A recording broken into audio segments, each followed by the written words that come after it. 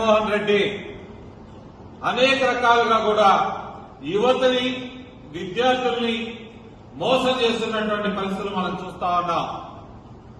ఇవాళ ఒకటే చెప్తా ఉన్నాం, జగన్మోహన్ రెడ్డి నువ్వు యువత నాశనం చేసిన నాయకుడివి, నువ్వు యువత భవిష్యత్తుపై బండరాళ్లు మోపినటువంటి నాయకుడివి, నువ్వు యువతని సర్వ విధాలుగా కష్టపెట్టిన నాయకుడివి నువ్వు.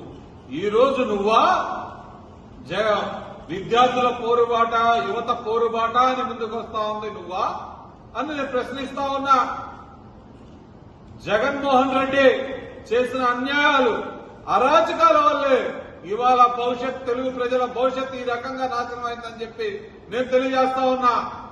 గత 8 నెలలుగా నారా చంద్రబాబు నాయుడు గారు, గత 30 సంవత్సరాలుగా నారా చంద్రబాబు నాయుడు గారు వేసినటువంటి బాట బంగారు బాట. యువతకి, విద్యార్థులకి చంద్రబాబు నాయుడు ఒక దైవంగా భావిస్తా ఉంటారు.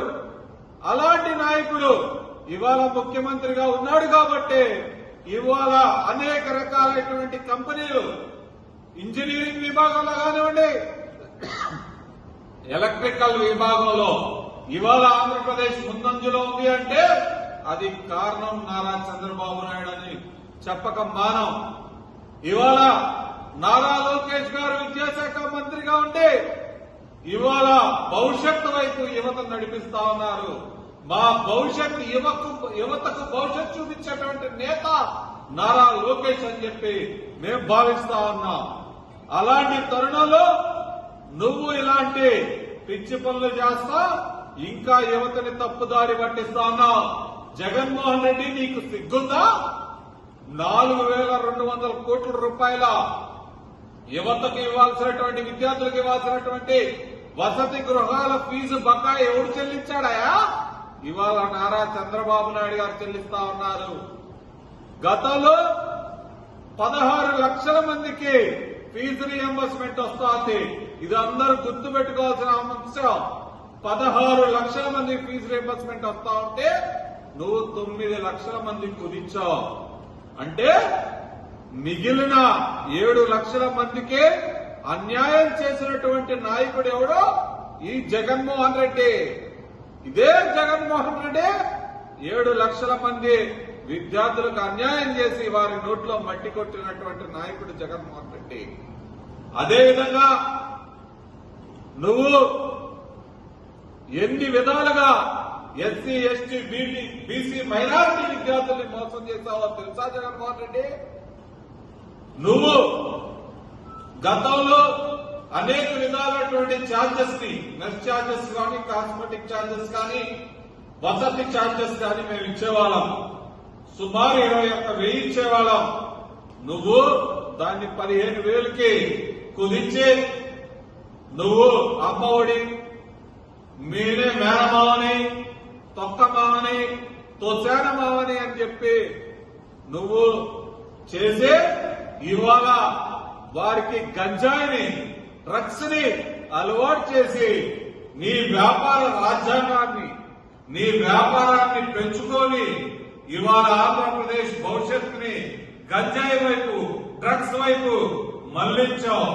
గతంలో ఎన్ని గంజాయి, డ్రగ్స్ కేసులు నమోదయ్యాయి?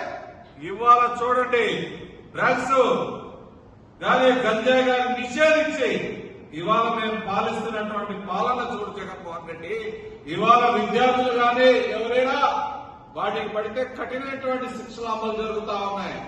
గతంలో నువ్వు చేసినటువంటి అరాచకాలు, ఇదే డ్రగ్స్, గంజాయి తీసుకున్న వాళ్ళని ఇండస్ట్రీస్ వైపు, వ్యాపారస్తుల ఇళ్ల పైన బిజినెస్ చేయడానికి వచ్చి వాళ్ళకి ల్యాండ్స్ పైన నీ కమిషన్ల కకృతి పడి నువ్వు చేసిన దౌర్జన్యాలకు, దోపిడీతనానికి మారిపేరే ఆ రోజు అమర్ రాజా కానివ్వండి, అదానీ గ్రూప్ గాని ఇక్కడ ఆంధ్రప్రదేశ్ నుంచి పారిపోయినటువంటి సంఘటనలు, ఇట్లాంటి ఒక్క అంశాలతో నువ్వు ఈ రకంగానే ఇంత మోసం చేస్తే నువ్వు ఇవాళ బెజవాడ గుండాలు, బెజవాడ బ్లేడ్ బ్యాచ్, గంజాయి బ్యాచ్ ని ఆ తోలుకొచ్చి నువ్వు నీ అమ్మటే దొంగల్లాగా వాళ్ళందరితో నువ్వు యువత, విద్యార్థులు అంటావా?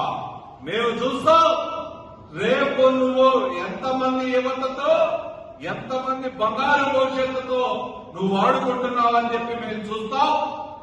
నువ్వు పెట్టే సమావేశంలో విద్యార్థులు ఎంతమంది ఉంటారు, యువత ఎంతమంది ఉంటారు, ఎడ్యుకేటెడ్ ఎంతమంది ఉంటారు, నాన్ ఎడ్యుకేటెడ్ ఎంతమంది ఉంటారో కూడా మేము చూస్తాం.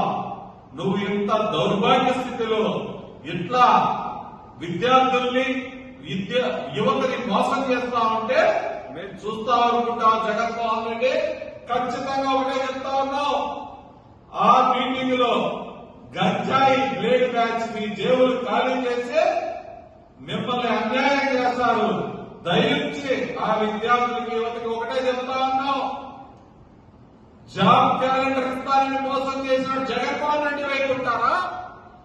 ఫస్ట్ సంతకం డిఎస్సీ మీద పెట్టినటువంటి నారా చంద్రబాబు నాయుడు వెంట మీరు ఉంటారా అని చెప్పి మీరు నేర్చుకోవాలని కూడా ఈ సందర్భంగా తెలియజేసుకుంటూ, జగన్మోహన్ రెడ్డి చేసినటువంటి ఈ అరాచకమైనటువంటి యువతను మోసం చేసేటువంటి కార్యక్రమాన్ని మేము ఎప్పటికప్పుడు ఖండిస్తాం. ఖచ్చితంగా తిరగబడతామని కూడా ఈ సందర్భంగా తెలియజేసుకుంటూ సెలవు తీసుకుంటాం.